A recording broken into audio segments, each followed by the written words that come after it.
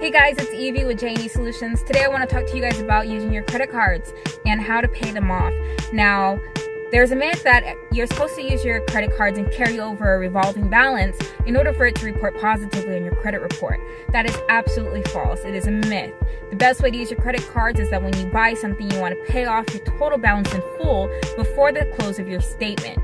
Now, what does that do? What it does is shows that you can borrow money and pay back that money in the borrowed time. Now, every time that you don't pay it on time, which is at the close of that statement, that is when you incur that interest rate charge. So when it comes to paying off your credit cards, for those of you who can't pay it off up front in full, you want to make sure that you pay off the card that has the higher APR, the higher interest rate, because the longer you borrow that money, the more you're paying for that money to use it.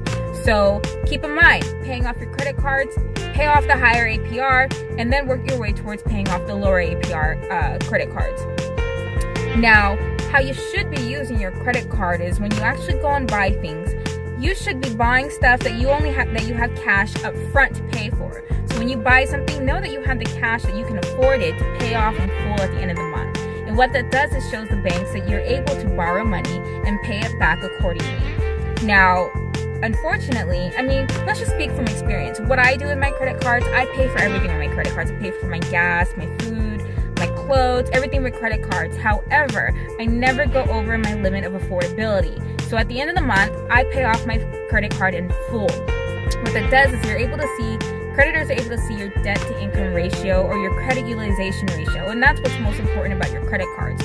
Just because you have let's just say a $20,000 limit, that doesn't mean you go spend $20,000. Just because you have a $5,000 limit doesn't mean you spend $5,000. You want to stay below a 20% utilization. So when it gets reported at the end of the month, let's say you have a balance that carried over. The balance that carries over should be less than 20% of the total credit available to you. So if you have $20,000, you got to make sure that you only have $4,000. You want to have if you have $20,000, you want to spend less than $4,000. Stay below that 20% credit utilization ratio. That is your best way to use your credit cards, the best way to get approved for things. If the creditors can look to see that you always stay below the limit and every time you borrow, you're paying that back, that is a good sign. So like I said, when you use your credit card, pay it off in full before the close of your statement.